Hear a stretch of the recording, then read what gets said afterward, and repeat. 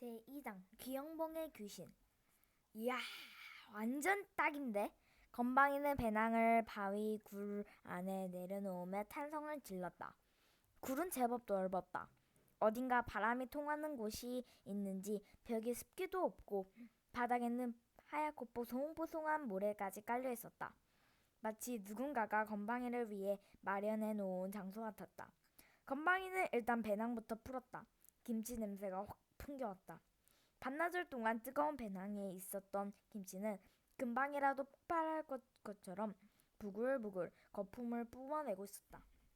건방이는 김치통을 조심스럽게 들고 굴 밖으로 나왔다. 굴 옆으로 돌아가니 햇빛이 안 나오는 음지가 나타났다. 건방이는 뾰족한 돌을 찾아서 이끼로 뒤덮인 흙을 파헤치고 구덩이를 팠다. 그러고는 뚜껑만 간신히 보이도록 김치통을 파묻었다. 김치를 땅속에 묻어서 오래 보관하는 요령은 언젠가 오방도사가 일러준 것이었다. 김치통을 묻고 난 건방이는 굴 주변을 살펴보았다. 바위 굴 근처에는 땅이 대부분 암석이어서 나무가 별로 없었고 멀지 않은 곳에는 작은 계곡도 있었다. 못을 수련을 하면서 야영을 하기에 더없이 좋은 환경이었다. 하하, 이 정도면 보름이 아니라 한 달도 버틸 수 있겠는데? 건방이는 좋은 야영지에 자리를 잡은 것만으로도 기운이 솟았다. 처음 와보는 산속에서 과연 보름을 버틸 수 있을까 두려워했던 마음도 사라지는 것 같았다. 해 떨어지기 전에 얼른 저녁부터 먹자. 건방이는 옆에서 듣는 사람이라도 있는 것처럼 활기차게 외쳤다. 이렇게 소리내어 혼잣말을 하는 것은 산속에 들어온 후부터 자연스럽게 생긴 버릇이었다. 왠지 그렇게 하면 혼자가 아닌 것처럼 느껴져서 좋았다. 건방이는 냄비 위에 익숙한 손놀림으로 쌀을 씻어 물을 맞춘 뒤 버너 위에 올려놨다. 잠시 후 구수한 밥 냄새가 바위 굴 안에 가득 퍼졌다. 냄새 끝내주는데? 건방이는 콧노래를 부르며 반찬을 시작했다. 굴 밖에서 김치를 먹을 만큼 덜어온 다음 배낭 밑장을 뜯었다. 요건 몰랐을 거다, 히히. 배낭 밑장에는 건방이만 아는 비밀 공간이 있었다. 밑장을 뜯자 그 안에서 납작하게 눌린 구운 김과 소고기, 쇠고기 육포, 핫초코 분말들이 쏟아져 나왔다. 수련 여행을 떠나기 일주일 전부터 건방이가 치밀하게 준비해 놓은 비상식량이었다. 건방이가 구운 김을 꺼내서 손으로 쫙쫙 찢고 있는데 어디선가 탄 냄새가 풀풀 풍겨왔다. 으악! 밥 타는 냄새잖아! 건방이는 서둘러 버너에 불을 끄고 냄비 뚜껑을 열었다. 이게 뭐야? 건방이는 밥을 보고 깜짝 놀랐다. 밥은 완벽하게 3층이었다. 윗부분은 서리렀고 중간은 그럭저럭. 밑바닥은 새까맣게 타서 눌러붙어 있었다. 이제 밥하는 것쯤은 눈 감고도 할 수 있다고 자부했던 건방의 자존심에 금이 가는 소리가 들렸다. 이럴 수가 어째서 망연자실해 있던 건방의 머릿속으로 언젠가 과학 시간에 들은 말이 가물가물하게 떠올랐다.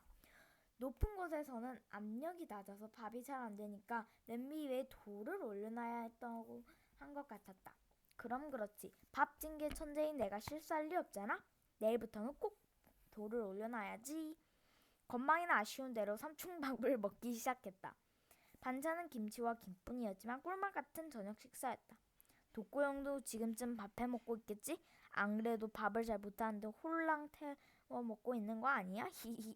건방이는 새까맣게 탄 밥을 보며 발을 동동 구르고 있을 독고를 생각하며 혼자 크크 웃었다. 식사를 마친 건방이는 마른 나뭇가지를 주워다가 굴 안에 작은 모닥불을 피워 넣었다. 연기가 안 빠지면 곤란한데. 하지만 걱정과는 달리 연기는 어디론가 술술 빠져나왔다. 건방이는 연기가 흐르는 방향을 바라보다가 이상한 점을 발견했다. 연기가 뒤쪽 벽에 놓인 큼지막한 바위 뒤로 사라지고 있었다. 뭐지? 건방이는 연기가 빠져나가는 틈을 꼼꼼히 살펴보았다. 언뜻 볼 때는 그냥 벽 앞에 바위가 놓여있는 것 같았지만 자세히 보니 바위 뒤로 구멍이 나 있었다. 건방이는 끙끙대며 바위를 밀었다. 그러자 제법 커다란 구멍이 나타났다. 히히, 개구멍이면 또 내 전문이지. 건방이는 당장 구멍 속으로 기어들어갔다. 구멍은 바로 옆에 있는 또 다른 굴과 연결되어 있었다. 오, 두름 좋고 크기는 좀 작았지만 골방처럼 아늑한 분위기였다. 건방이는 마트에서 1+1 사은품에 당첨된 기분이었다. 흐뭇한 미소를 지으며 굴을 살펴보던 건방이는 흠칫 놀랐다. 굴의 한쪽 구석에 움푹움푹 파인 자국이 있었다. 아무리 봐도 사람이 인위적으로 파낸 자국이었다. 응? 전에 여기 살던 사람이 있었나? 건방이는 묘한 생각에 사로잡혀 벽을 들여다보다가 그 자국이 글씨와 그림이라는 것을 알아챘다. 이게 뭐야? 밀어서 열리지 않은 벽은 당겨야 한다. 이게 뭔 소리야? 벽을 왜 당겨? 건방이는 인상을 쓰며 이번에는 글씨 아래에 그려져 있는 그림을 들여다보았다. 이 웃긴 게 생긴 건 또 뭐야? 닭인가? 건방이는 고개를 갸우뚱하다가 명쾌하게 결론을 내렸다. 할 일 없는 인간이 낙서를 해놨군. 어쨌거나 여긴 창고 굴로 써야겠다. 버너에 올려놓은 냄비에서 물 끓는 소리가 들려왔다. 한쪽 건방이는 창고 굴을 기어 나와서 한쪽 굴을 진하게 한 잔 떴다. 한쪽 굴을 호호 불어 마시며 바짝 마른 나무들이 타닥타닥 타들어가는 소리를 듣고 있으려니 세상 부러울 게 하나도 없는 기분이었다. 분위기 끝내주는데 이런 맛에 야영을 하는 거구나. 배부르고 따뜻하니 갑자기 긴장이 풀리면서 피로가 몰려왔다. 그러고 보니 오늘 하루 그 무거운 배낭을 메고 몇 시간 동안이나 등산을 했다. 건방이는 벌레처럼 꼬물락거리며 침낭으로 들어갔다. 사부는 밥줄 챙겨 먹었을까? 냉장고에 반찬 다 해놓긴 했는데. 이런저런 생각이 뒤척이는 건방이는 따스하고 포근한 침낭 속에서 어느 순간 깊은 잠속으로 툭 떨어졌다.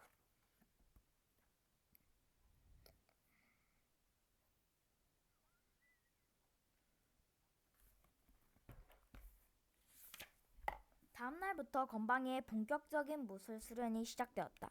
얍! 건방이의 주먹이 허공을 갈랐다. 퍽! 소리와 함께 건방이 앞에 놓여있던 돌덩이에 금이 갔다. 건방이가 다시 한번 주먹을 내리꽂자 돌덩이는 더 이상 못 버티겠다는 듯 쩍 소리와 함께 부서져 내렸다. 어휴, 이게 한 번에 내리면 얼마나 더 연습해야 하는 거야? 건방이는 이마에 흐르는 땀을 훔치며 방금 쪼갠 돌덩이를 내려다보았다. 돌덩이는 사람만한 크기였지만 이 정도로는 아직 한참 부족했다. 독고는 몸이 작아진 후로 발차기를 집중 후련해서 지금은 주먹질보다 발차기를 더 잘했다. 혹시라도 독고가 이번 무술수련 여행에서 각석술까지 완성하게 된다면 후계자 자리는 물 건너가고 말 것이 분명했다. 그건 절대 안 되지. 지금도 자기가 사형이라면서 건방이는 종 부려먹듯 하는데 후계자 자리까지 꿰차면 그 위세가 어떨지 안 봐도 뻔했다. 건방이는 주먹을 불끈 쥐고 조금 더 큰 돌덩이 앞에 섰다. 주변이 온통 암석천지여서 수련할 돌이 얼마든지 있는 게 이 야영지의 또 다른 장점이었다. 수속술로는 절대 못 이겨. 이번 기회에 수검술을 완전히 손에 익혀야 해. 건방이 오방도사가 하는 방식을 그대로 흉내내 보기로 했다. 오방도사도 집채만한 바위를 깨기 전에는 한참 동안이나 서서 길을 모으곤 했다. 건방이는 자세를 바르게 한 다음 호흡을 가다듬었다. 설화당주님은 내가 살기에 예민하게 반응한다고 했지. 그래, 죽을 각오로 해보자. 돌을 깨면 내가 살고, 돌을 못 깨면 내가 죽는다. 건방이는 몸 안에 떠도는 힘에 집중하려고 애썼다. 난 할 수 있다. 얍! 건방이는 벼락같이 기합을 바라며 바위 위로 주먹을 내꽂혔다. 팍! 파슥! 엥? 이게 뭐야? 건방이의 손이 바위 한가운데 깊숙이 박혔다. 바위가 예리하게 잘린 모양을 보니 수검술이 발휘되긴 한 모양인데 미처 바위를 두 동강 내기도 전에 칼의 기운이 풀린 것 같았다. 바위에 손이 끼어버린 건방이는 당황해서 손을 빼내려고 했지만 바위 깊숙이 박힌 손은 꿈쩍도 하지 않았다. 내가 못 살아. 바위에 박힌 손은 꼬박 2시간을 낑낑댄 끝에 빼낼 수 있었다. 정확히 말하자면 손을 빼낸 것이 아니라 밖에서부터 바위를 조금씩 깬 것이었다. 간신히 바위에서 손을 빼낸 건방이는 너무 지쳐서 일찌감치 잠자리에 들었다. 바위 굴 안으로 햇살이 길게 비쳐들었다.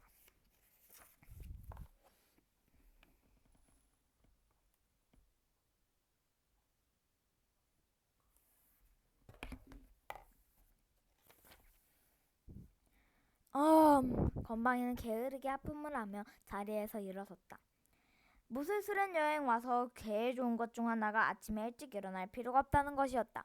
자고 싶으면 자고, 먹고 싶으면 먹고, 아무도 뭐라고 하는 사람이 없었다. 아무래도 나는 무술 수련 여행 체질인가 봐. 건방이는 기지개를 켜며 굴 입구 쪽으로 향했다. 으악! 굴 밖으로 나서려던 건방이는 기절할 만큼 놀랐다. 굴 바깥에 붉은 액체가 흩뿌려져 있기 때문이었다. 붉은 액체 주변에는 무언가를 질질 끌고 간 흔적도 보였다. 혹시 피? 건방이는 부들부들 떨다가 이상한 냄새를 맡고 얼굴이 찡그렸다. 아니 이건... 건방이는 핏자국처럼 보이는 붉은 자국을 따라갔다. 붉은 자국은 바위 굴 옆, 햇빛이 잘 비치지 않는 곳으로 이어져 있었다. 아, 안 돼! 건방이는 길게 소리를 질렀다. 마구 파헤쳐진 흙과 여기저기 흩뿌려진 김치 국물이 보였다. 건방이는 정신없이 달려가 김치통을 확인했다. 하지만 건방이가 정성스럽게 묻어놓았던 김치통은 온데간데 없었다. 대체 누가... 건방이는 한참 동안 망연자실하게 서 있었다. 아무리 생각해도 이 깊은 산속에 김치를 훔쳐갈 만한 사람이 있을 것 같지는 않았다. 귀신이 고칼 노릇이네. 혼잣말로 중얼거리며 굴로 발걸음을 옮기던 건방이가 문득 걸음을 멈췄다. 혹시 건방이 머릿속으로 얼마 전에 들었던 곱사등이 귀신 이야기가 스쳐 지나가고 있었다. 설마 그 귀신이었을까요? 귀신이 먹을 게 없었다. 김치통을 파헤쳐서 갖고 간 걸까요? 제3장 뻔뻔한 세입자를 기대해주세요.